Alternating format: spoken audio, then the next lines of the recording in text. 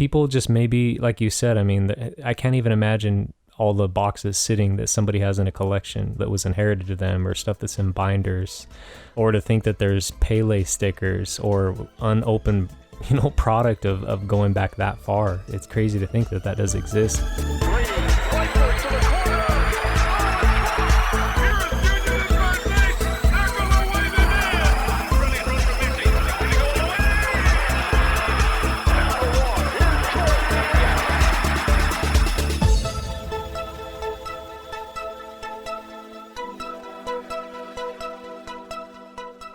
Hey everyone, thanks for tuning in to another episode of Wax Talk with Raw Mints. I'm Carlos. And I'm Bruce. And on today's episode, we're going to be talking to you about stickers. Majority soccer stickers, our experience with them, the stickers that we prefer, the stickers that we've opened, and how they compare to their rookie cards, and a few other things about stickers. But before we get into that, as always, please be sure to rate, review, like, subscribe, all of those good things. It really does help us continue to spread the word about the podcast. We appreciate all of you for listening and taking the time out of your day each week or whenever it is you listen to our episodes. We really do appreciate your time. So without further ado, let's get into the episode, man. Welcome back, bro. Thanks, man. It was a weird week last week. Missed out. I kept thinking that when you were recording that you were going to ask me questions and just forget that I'm not on the other side of the mic. Just like tapping my headset like, are you there, man? But thanks for holding it up. Yeah, it feels good to be back talking about cards, especially the topic is stickers. So primarily we're going to be talking about soccer stickers, of course. That's like our favorite thing, but they've been around for a while, just most notably with soccer, but there's also basketball. I mean, over the last couple years, like football and basketball, like Lamar Jackson has a Panini sticker rookie and Trae Young has a Panini sticker rookie, which is kind of cool. Something to note if you're looking for something outside of soccer. I feel like that's just kind of what really sparked our interest as far as stickers go, at least. Do you feel that other sports are going to have maybe the same sort of appreciation for stickers, like basketball stickers and football stickers? Because I know that the basketball stickers, they have the RC logo on them. Like, do you think that they're going to hold any significance in comparison to like the soccer market? It's possible. Like, for example, I believe that Jordan even has like I think it's considered like a Prism Jewel, I think was the set, but I think that's like a Panini product or a sticker in general, and those are really tough to come by, really tough to grade.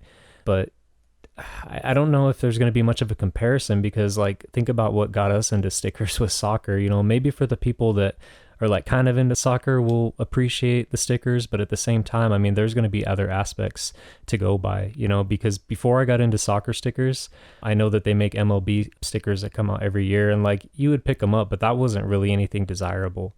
And I don't even think that in MLB they had RC logos on those stickers, but they've come out with those sets pretty much every year. Yeah. The way I see it going is, more people are going to continue to pick up soccer, especially with the upcoming year, or next year especially. So there's going to be more people driven to soccer in general, and, more people are going to figure out that there's, okay, this person has an RC card or it's a Prism card or whatever. But that's kind of the beauty of soccer, is it's not just about like the super modern type cards.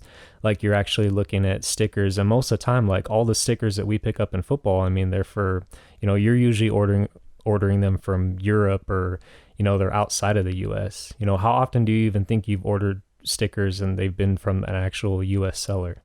The only time that I've actually purchased stickers within the US was probably through Steel City Collectibles. That's when we picked up our 2008 UEFA Euro stickers. That's the only time that I picked up stickers in the US. Everything else has been outside of the US. It's been in the UK, Colombia. I think that's it. I want to say that's it. Oh, and Portugal. Shout out to our plug in Portugal, Vasco Esteves.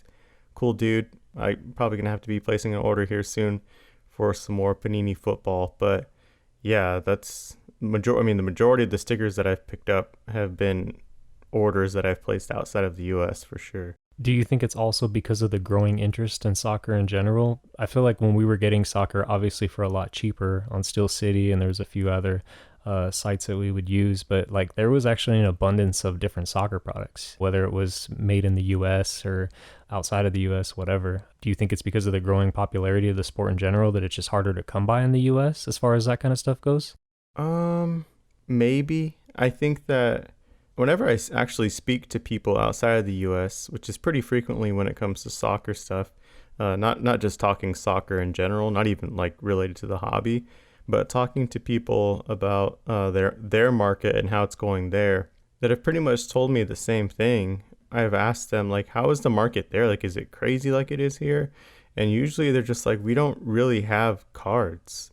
Like we don't like any of the cards that we are able to get our hands on. Like we usually buy it from like Tops UK or whatever their local Tops website is, or they have it shipped in from the US. But they have usually have stickers everywhere, like everywhere available to them. Yeah, I feel like you go to like a gas station or something and, there's stickers there or Right, just random right. places. Like our buddy Vasco that we spoke to, that we connected with, that lives in Portugal, that hooks us up each year with the Panini football stickers. He said that, I mean, he's able to find them all over the city that he lives in. Even like vendors, like street vendors, sell them, like newspaper stands, like they're just everywhere. Which whenever I do make it out to Europe or that side of the world, I'm definitely going to be stocking up on anything I can find there. But I want to say that the stickers are a lot more readily available to them, and I think that the interest in cards is actually very recent. I mean, we've known this for some time, that the cards, resurgence in soccer is actually very recent.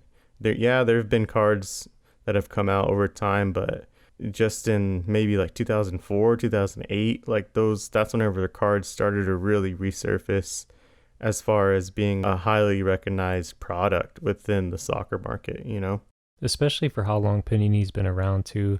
And like that's one of my biggest regrets in a sense, is like we always talk about like why I asked if you wanted to get into soccer, in my honeymoon in Italy, and it's like watching soccer and stuff, and like I kind of wish I would have seeked out more than just to try to find out, is there some sort of like a shop for that, or do I see it anywhere? I mean, you're in Italy, dude. You could have gone to Moderna. You I could have did do gone to that. I, the I will factory. say the one thing that I did is I was looking into Panini and like where their headquarters were, and I literally remember looking on my phone, and it was like a couple hours from where I was at. So I'm like, dang, that would have been really cool to do, just to like the originality of it or whatever. But yeah, I mean, it's cool because it's definitely gotten us to the point where we are now, you know what I mean? As far as my interest, you already had the interest in soccer pretty heavy, but I mean, as far as like really getting into products and stuff, and that's kind of also why we got into stickers, because it was like more bang for your buck in a sense too. It's Right. like, do we get, and granted, things were a lot cheaper then with like Donruss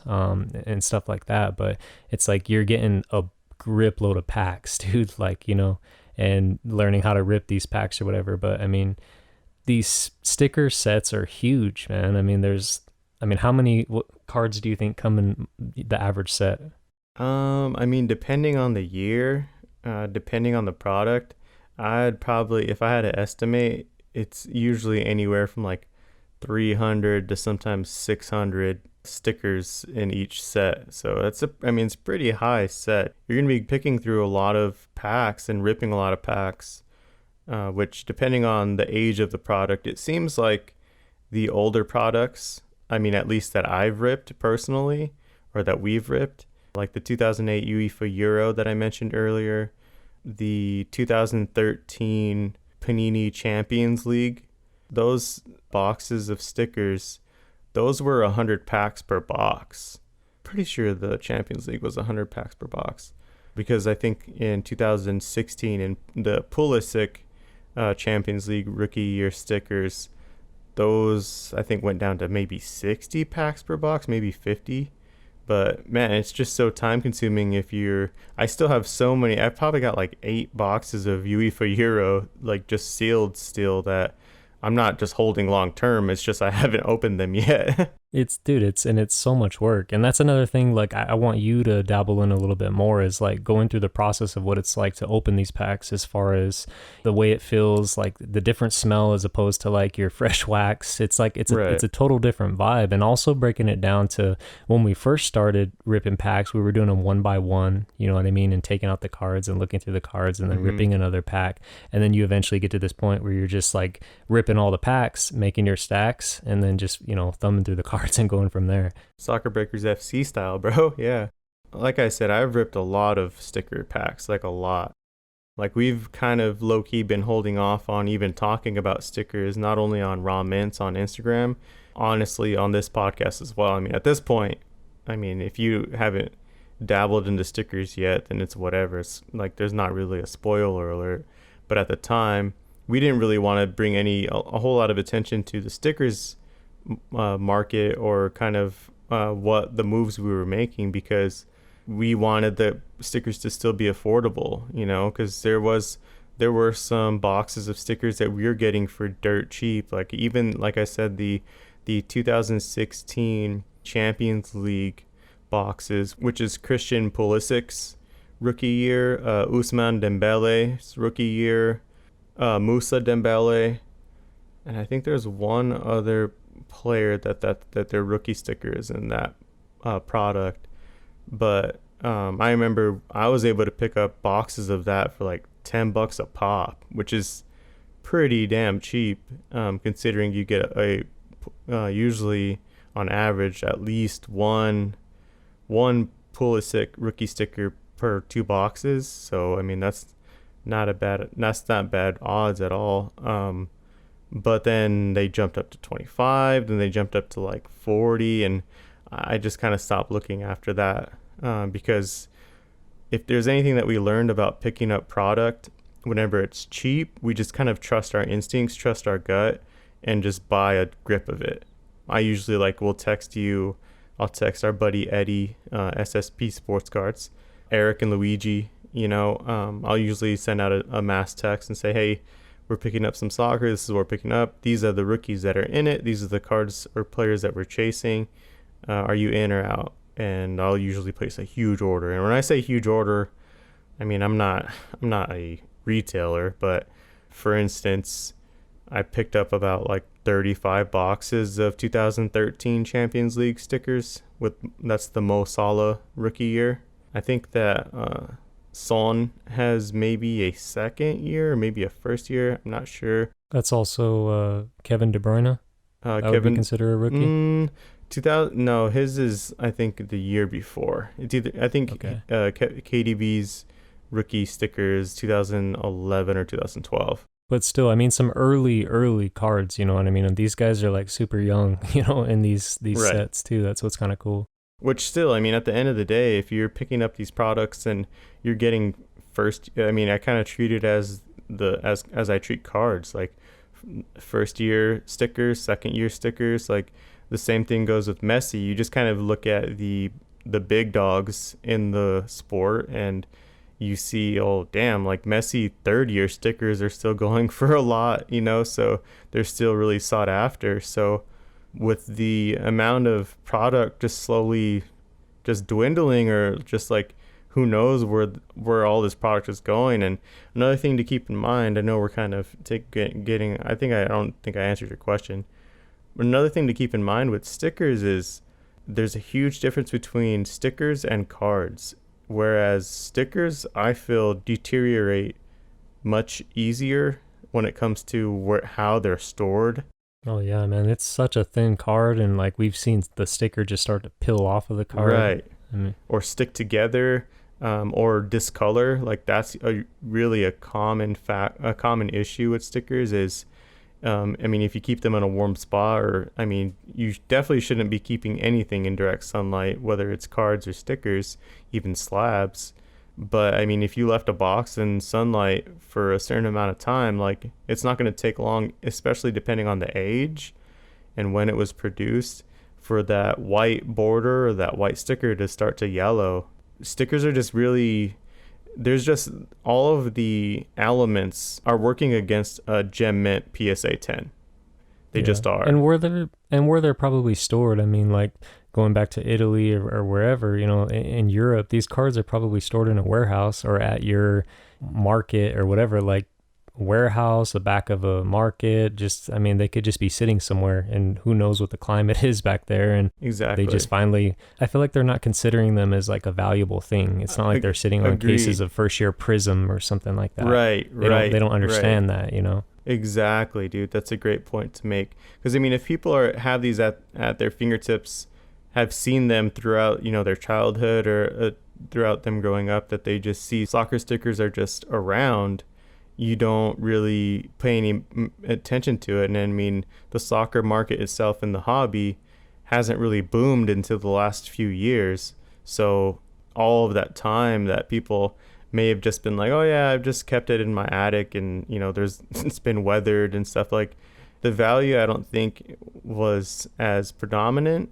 I think maybe if you were a true soccer sticker collector or a soccer fan in general, you probably kept your Pele's, your Maradonas, your Ronaldinho's, your original Ronaldo stickers, intact, just because they're great players and they were well known.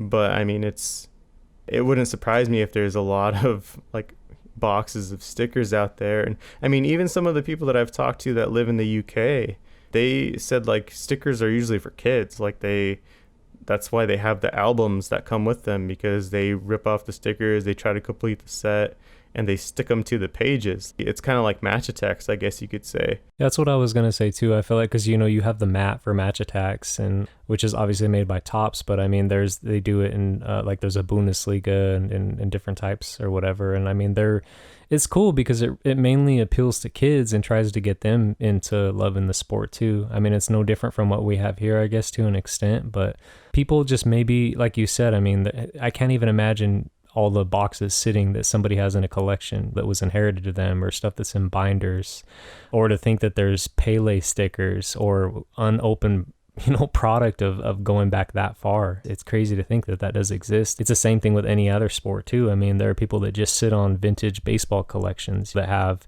the complete sets, 1952 tops. I mean, that stuff exists out there, and there are people that go out and look for that to buy these, but it's got to exist in soccer, and it's got to be mainly outside of the US that people are sitting on these types of collections. So to kind of tie back into, I guess, the process of stickers, like I said, all the elements are working against a perfect sticker.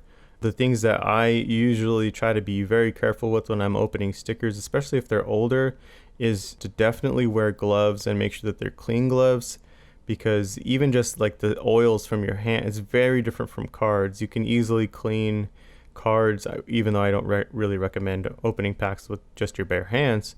But the oils from your fingers, they can, that you don't see, just the natural oils, they can damage the paper not only on the front but on the back of the stickers. They can kind of add maybe even just a little element to it that over time can just make it deteriorate. Like you just don't really know what's going on with your hands. So definitely glove up whenever you're opening packs. Another really important tip is to just kind of get a light, even if it's just a desk lamp, or even if it's just like maybe even just the light from your laptop or computer screen, just to hold up the pack. I'm pretty much a pro at ripping stickers these days. I wasn't at the beginning. I can't tell you how many packs. I know you definitely ripped some stickers in half on accident. I ripped like corners right off of the whole stack Right. and pack, dude. Right. Like But keep a light so that you can, if you're brand new to ripping stickers, if you haven't really got your bearings in feeling like where the weight of the pack of stickers is within the pack, depending on how the pack is sealed, just so you can just see where the stickers are at and make sure that there's no loose stickers hanging out to the side, because that does happen as well, and just know where to rip the pack. The strategy that I actually even use it's very simple, and I do this quickly now, but you just grab a single packet of stickers. You try to find the side quickly that's closest to the edge, and you don't rip that edge. You rip one edge along the side carefully, and then from that ripped edge, you rip it you rip that edge down. So you rip like the top edge of it, and then you just carefully, slowly peel both of the sides of the pack apart, and then you carefully take your stickers out. Yeah, and you should even be able to just peel the pack over, you know what I mean, gently, you know, and especially with, I remember there was one product we were ripping where Messi always was on the front of the pack, and that was a problem because you knew that the pack was probably going to stick to the card.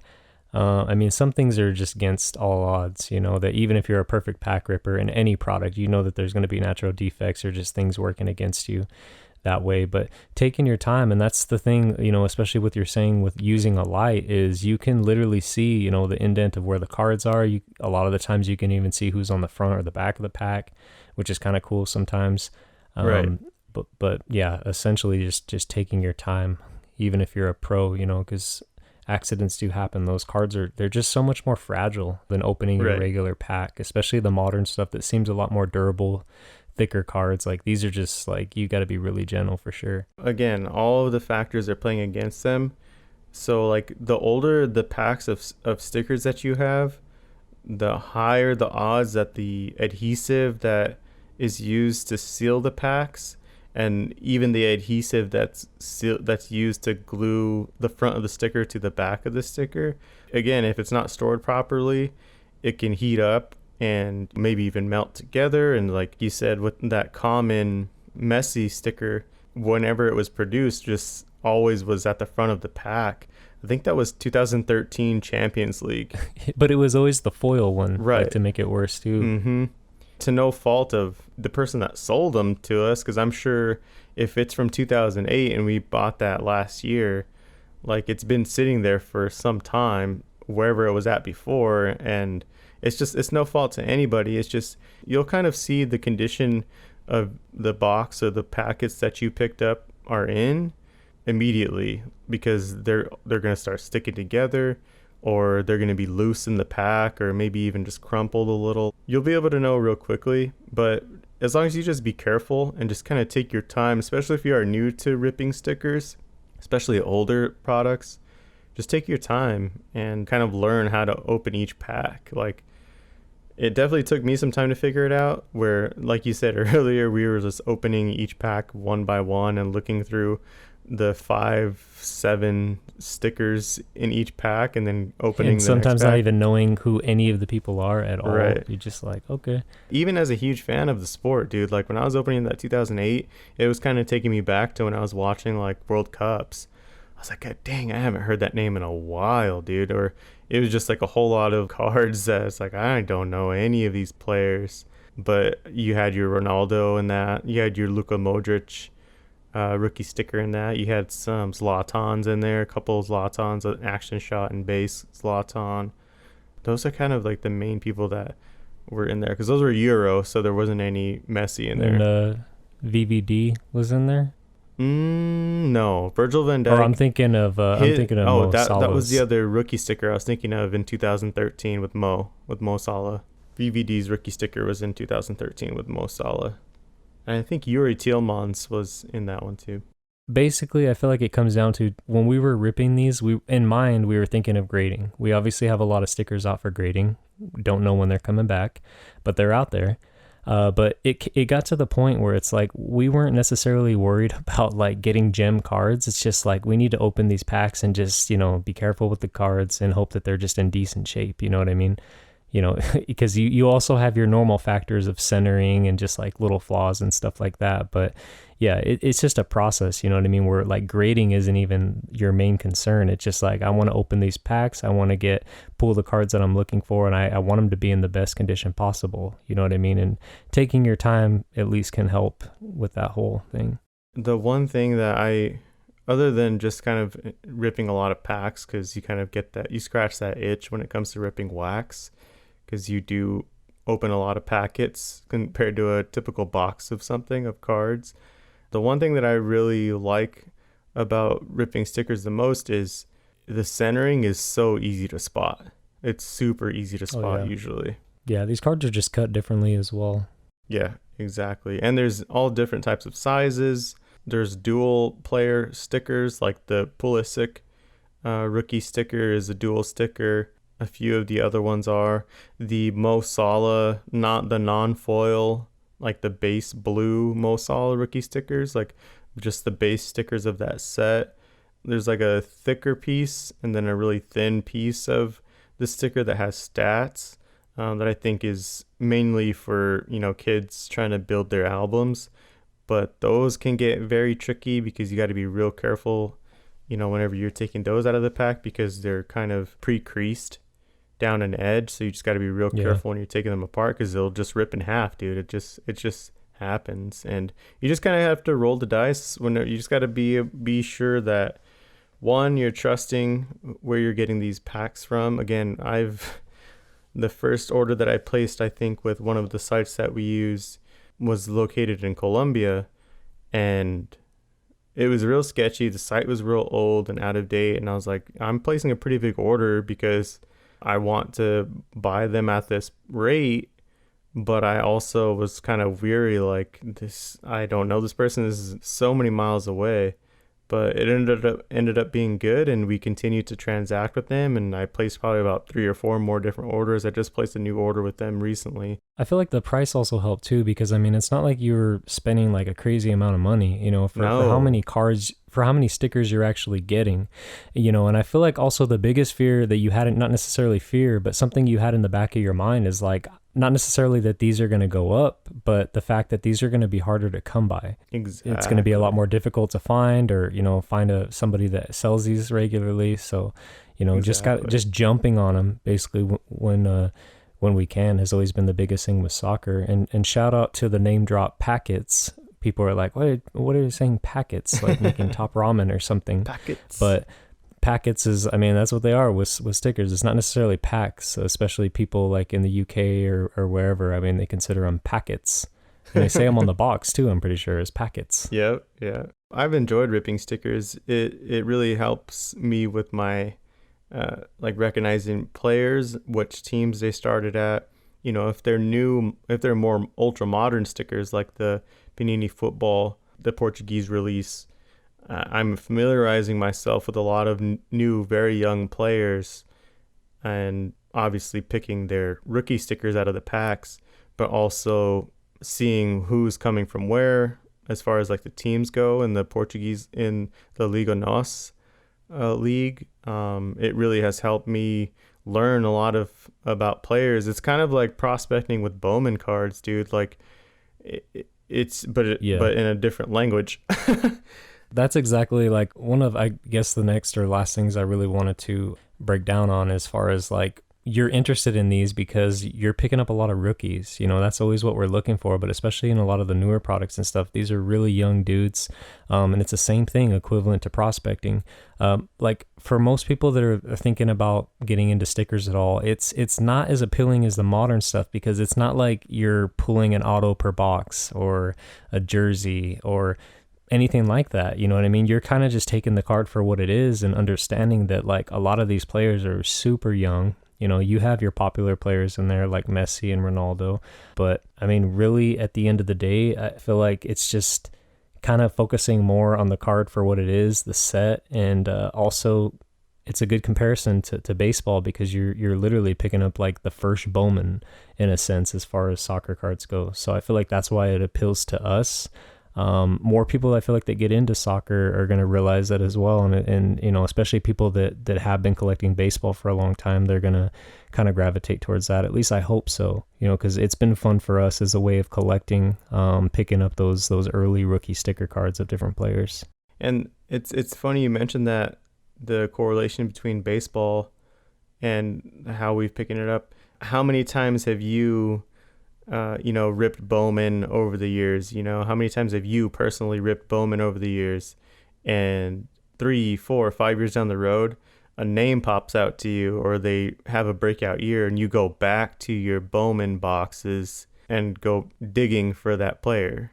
Yeah, I've talked about that before, and I mean, I'm still doing that to this day, dude. Obviously, we've talked about the 2016 draft class for baseball, which is super strong, but I mean, even players like Cabrian Hayes is another guy that's, I mean, he's a beast for the Pirates, but I mean, his first card is in 2015, so it's like, I know that where I store those cards, like I could go back and pull out even the base papers and chromes, maybe even some refractors and stuff like that. And I mean, it's the same thing with soccer. Like if you invest in soccer now, or even, get into some older years, or especially some new stuff right now, I mean, you may have to sit on it for a while, but just do your research as far as like you'll know the big names, but you'll see a lot of new names in general. A lot of dudes that have been playing for a long time that may not, mean anything at all, to be honest. But there's a lot of rookies in some of those sticker sets that you could probably sit on for anywhere from 2 to 6 years. And at some point, those names will pop up. They'll be relevant,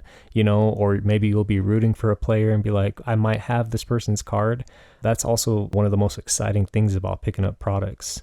That's another tricky and a very difficult task, but one that is exciting to me is learning who the rookies are in the sets, because there's no RC logo on the rookie stickers, unfortunately. Yeah. So I'm pretty good when it comes to the Premier League stickers, and the players that I watch regularly in the Bundesliga, like I'm really good at knowing which rookies are in those products. But man, when it comes to like the Portugal products, the Portuguese releases, I'm just like, dude, like I have to really lean on our friends, that are overseas, or Yeah, otherwise you're like, just looking up every single player. exactly, which is a huge set. But that's why shout out to Vasco Esteves, man. He's the real MVP. He's not only hooked us up as a connect in Portugal to get our hands on the Panini football stickers each year, but he's a wealth of knowledge, bro. I mean, he lives in Portugal. He is a huge soccer fanatic, and he knows so much about the league over there. So he always, anytime, I mean, I've placed a couple orders with him, but anytime I do, he always has a little scouting report for me.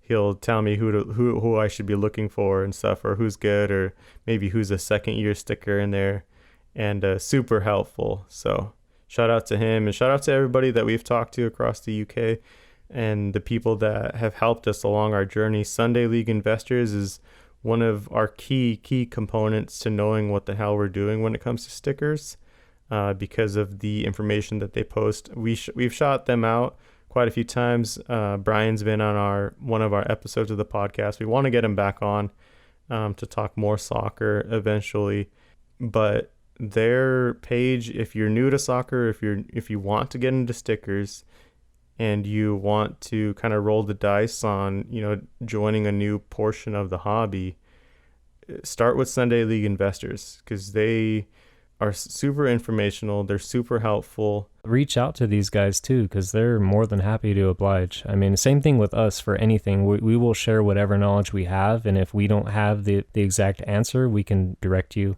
somewhere that you'll get a little bit better information. But I mean, that's what it's about, is like, don't get discouraged to the point where, oh, there's just too many cards, there's too many players, like I can't get into it, I don't have the time. Like, I mean, you can reach out to people and get a list of even the players, even the top 3, top 5, whatever it may be. It will help you at least maybe gain a little bit more knowledge that way. I mean, it doesn't hurt to communicate. I mean, we do it all the time. As long as I've been collecting, I mean, I feel like if there's something I'm not sure about, I want to know about it, and I'm not just going to give up and just be in the dark about it. Like, I'll learn and I'll find somebody that has a little bit more experience in that aspect, and it helps us build the overall knowledge in the hobby, which is helpful. So this week's Ask the Hobby question of the week is for our good friend at One Stop Footy. I believe that we're his first podcast appearance, so shout out to him for taking the time out of his day to speak with us. He's super knowledgeable about soccer, all things soccer. You can tell he's a true soccer fan and collector. His Instagram is like the number 1, Stop Footy. So the number 1, STOPFOOTY. That's on Instagram. Be sure to follow him and check out his collection and show him some love. So this was the question that we had for him. As a UK-based collector, how do you see the recent influx of interest in the hobby affecting the market in the UK? Do you believe that the new interest will be majority soccer football collectors? If so, what advantages do you feel UK collectors will have over the US collectors? And this was his response. Hey guys, it's Chad from One Stop Footy. Super excited to be on the podcast. Thanks for having me on, guys. And yeah, in regards to your question, I feel like it's added a completely new dynamic to watching games, just in terms of just that whole kind of rookie prospecting and just excitement where if you've got two teams playing against each other, you've got a player you're invested in, you kind of almost spurring him on to do well. And yeah, it's just added a whole new element in that sense. Where I guess an example of this is if you was to look at Bukayo Saka, I think he's got a Panini tabloid sticker from his rookie season, and I think it's the only product in his rookie year as well. He might have a Panini Chronicles as well, but with the sticker, it was about £5 or maybe a little bit under £5. You could find it raw on eBay last November, and then obviously following three solid months of strong performances from him, that sticker was around £30 or £35. It's kind of like 6 or 7x there. So with that, it's like presenting a really good opportunity for those who kind of feel their football knowledge and foresight is quite strong. It gives them another opportunity to enter kind of the whole alternative investment space. So obviously stocks may not appeal for everyone, but this is a kind of lower barrier to entry because so many people just love football and soccer within the UK. So it's been great to see that develop over the past year. And going on to the second part of the question, I do obviously I might be a bit biased here, seeing as I just make football or soccer content, but I do feel like just due to the fact that soccer and football is just such a huge sport within the UK, the majority of collectors or new entrants into the hobby, I do feel like they're likely to be soccer collectors, and just due to the fact that the soccer market is still relatively small compared to other ones, I still feel like there's huge room for growth. Although prices have risen in recent times, I still feel like there's huge potential there. I can see even if you look at not vintage necessarily, but like old legends, like players like Thierry Henry, Ronaldinho. These are still so cheap in comparison to, I guess, many other sports and their legends. But yeah, and I guess another kind of factor to consider is the fact that UK kind of sports, that whole gambling culture in the UK is quite big. People like to put bets on the games they watch on the weekend, and this adds another element to that as well. So obviously, you try and make an educated guess, but adds another excitement or thrill to those people who like to kind of gamble on games. It's kind of them using their knowledge to try and, I guess, see if they can make a return on their investments that way as well. And I guess go on to the final part of the question, what advantage us UK collectors have over the US? I feel like we might not necessarily better information, but we've got access to information at an earlier point than US collectors. So I guess a prime example of this is someone like Diogo Jota. Obviously, we would have seen him week in, week out playing the Premier League for Wolves and saw he was a class act. So potentially us UK collectors would have been buying his rookie Prism card, his Wolves card last year. And then obviously US collectors might have only found out about him once he made that switch to Liverpool, as you would have playing for Liverpool in the Champions League and kind of the bigger games. Obviously, just due to the networks kind of prioritizing bigger games in the US. And I can probably see this changing in a few years' time where the Premier League is a lot more accessible in the US as well. But I feel like that's the kind of main advantage we have. So, and yeah, my question to you guys is, I know you guys are quite big on your niches and you're quite early on soccer. What's the kind of different or alternative investment you're looking at right now within the hobby? Me personally, I'm looking at tickets. So that's kind of tickets to iconic moments within games or like rookie tickets. It's kind of inspired by another account, Tickets and Slabs. Check out his Instagram. It's got great content and great collection of tickets there. But I guess an example of this would be I've got the ticket to the game where Maradona did the Hand of God moment, and it's just like a cool moment to have. And I feel like tickets just resonate more emotionally with fans. And yeah, my question to you guys is, what are you guys picking up in terms of alternative niches within the hobby? And yeah, thanks for having me on, guys. Love what you guys do with the pod. Take care. Bye. He's a very humble collector. You know, I mean, this is somebody you can tell that is like for the love of the sport and not just the love of like the money in the hobby. I think that he's pretty spot on as far as not necessarily having like an advantage over us in the US, but to me, like the vibe that I get is just more of an appreciation. And this is kind of what I hope grows in soccer, you know, because soccer is continuing to get bigger.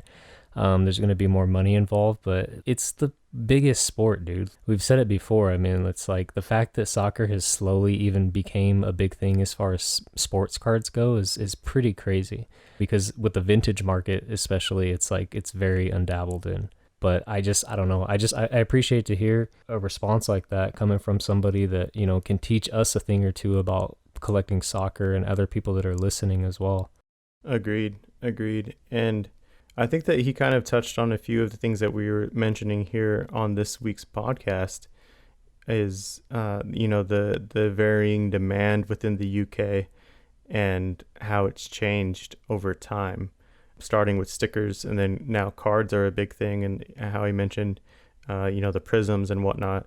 Even just hearing, UK collectors of soccer say even just product names like Chronicles and Prisms, dude, that's pretty big. And I don't think it should be understated. I think that it should make all of us collectors here in the US and pretty much any collectors in the hobby that are proponents of soccer, like One Stop Footy, it should breathe a sigh of like, oh, like this is going somewhere. And you can choose to jump on the train. You could say that it's all hype. That's your choice. That's why there's so many different things to collect within the hobby. But you could choose to join and kind of participate like we have in the soccer market. And you could see not only appreciation as far as, love for the cards, love for the designs and the players and collecting your favorite players, but also appreciation monetarily. If you have we've seen it with some of like the big names now, like the Mbappes, the Haalands. Haaland's prices have come down a little bit. Mbappe's have a little bit as well. They've cooled off a bit, but you can see the value of an Mbappe sticker, the Panini foot sticker, in comparison to other players that you may say are like the Lucas. Would you compare Mbappe to Luka in basketball? I think that's a pretty fair comparison. You could say Messi, Ronaldo, or LeBron and MJ, Yeah, those are all definitely decent comparisons that way. I mean, depending on how you look at it or how long you've been into soccer, you know what I mean? You might have other guys in mind that you could compare to other more American sports that way. With that being said, I think that the UK collectors definitely have an advantage when it comes to the soccer market. That's why I wanted to ask that question to him specifically, is because I knew he would give me an honest answer, and I knew that he would give me an explanation as to why. Like even with his example with Diego Jota, that's a huge move, because I remember seeing, we were talking about picking him up as well, his prisms, and it slipped my mind. I was thinking of other products at the time. And, now that he's with Liverpool, like, dude, he's playing with my favorite player in the world, with Mo Salah. Yeah. So For sure. Well, yeah, one of the reasons I remember bringing him up is because he's in, we had picked up a couple sets of Topps Chrome Premier League, the refractor set, and he's actually in that set as well. Right. But it's cool to hear not only some examples of that, because they did see him with Wolves, and now that he's with Liverpool, it's cool to see that they saw that coming from a mile away. I mean, we had known about him just because we knew he was good, but not everybody did. And like you said, most American collectors are going to be hearing about them when they are at Liverpool, not when they were at Wolves. So it's cool to see not only that example, but also I liked the perspective that he gave on the gambling aspect of it. I mean, I've seen it in movies. I've never really, seen it in person, obviously, but I've heard all the stories of gambling and putting money on the games and, making things interesting on the matches or boxing or what have you in the UK.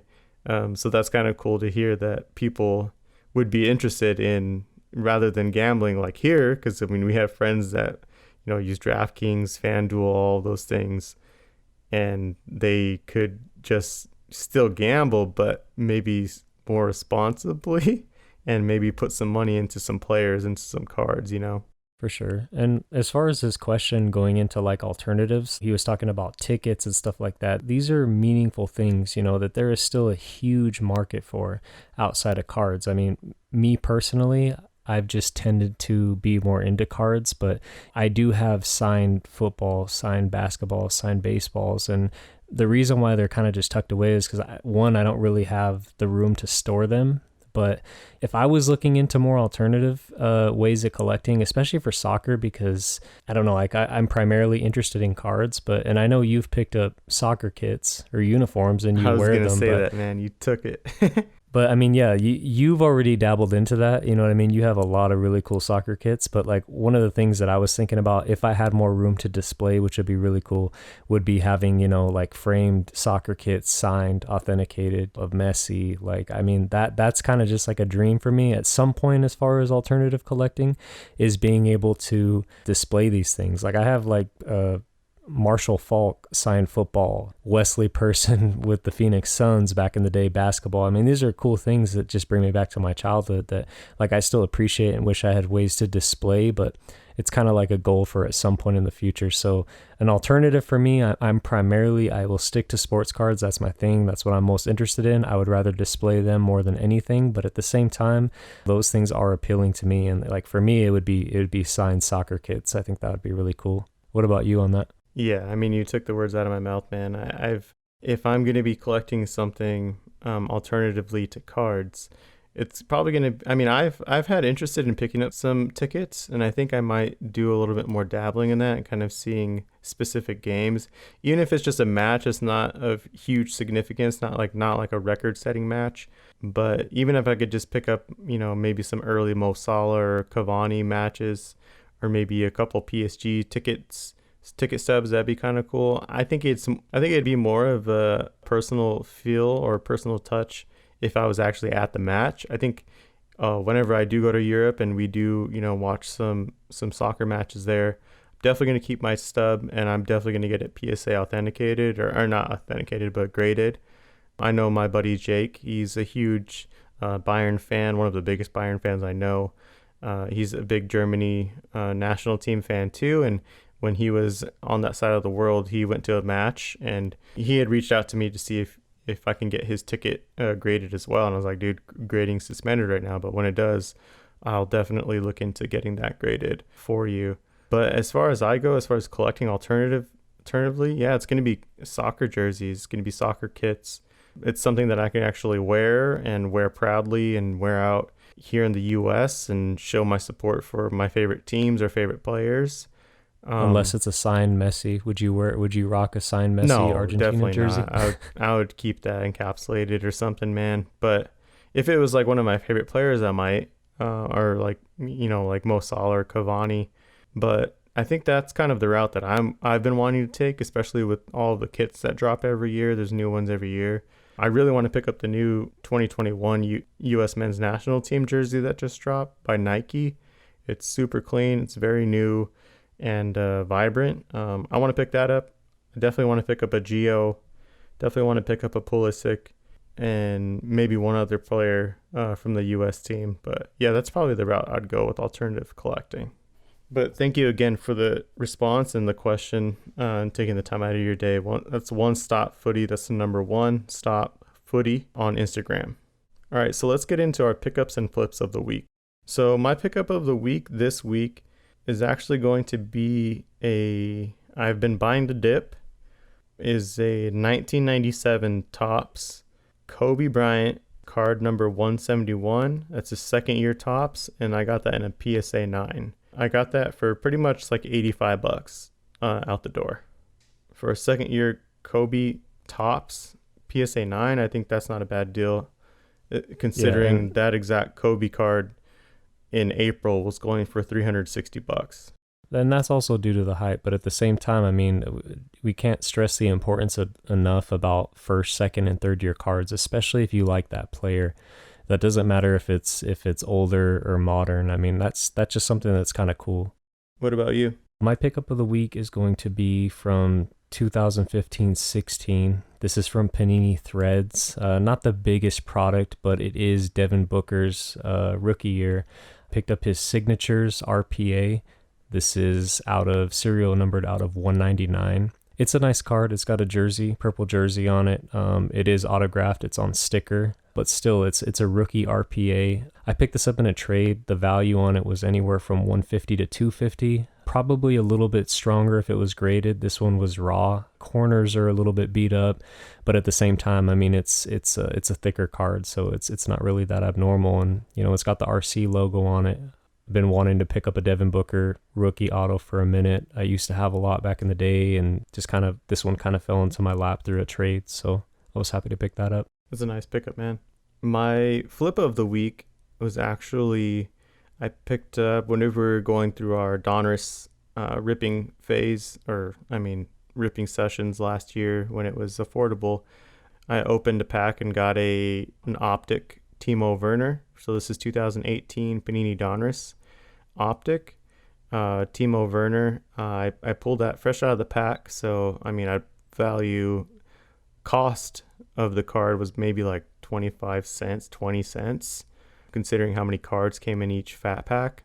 I paid $13 to get it graded, and I sold it recently for 75 bucks. So not a bad flip from a 20-cent card getting it graded. And it was a PSA 9 whenever I flipped it. So if it would have 10'd, I wouldn't have let go of it, but I just figured out to kind of take advantage of the market. I've got a lot of Timo Werner in my PC, so I was just kind of just liquidating some of my inventory. So yeah, that was my flip of the week. What about you, man? My flip of the week, again, missing the last podcast due to the fire we had in town here, kind of set me back a little bit.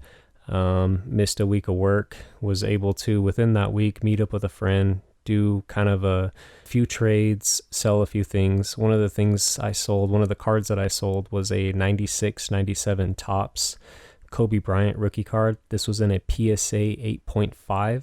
I sold this card for $400, got a few cards in the trade as well. This is a card that obviously, just like we were talking about with Kobe, that his cards exploded for a while there, and they've cooled off a little bit.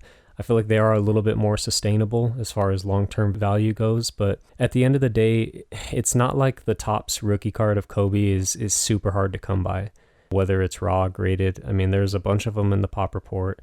You could still stumble across probably raw at card shows and be able to look at condition before you make that purchase. But I had picked this card up a while back ago in a trade, was planning on keeping it, but someone offers you some cash for a card, and you also get some cards in the mix with a trade. I mean, to me, it was worth it. So that's definitely my flip of the week. Can't wait to get our return back from PSA with all those Kobe's in it, man. I'm looking forward to it so much for our PCs. Yeah. Tune in about 2 years when we get that back, hopefully. Dude, seriously, I hope not. But those are our pickups and flips of the week. All right, man, I think that pretty much wraps things up, the episode about stickers today. Is there anything else that you wanted to add?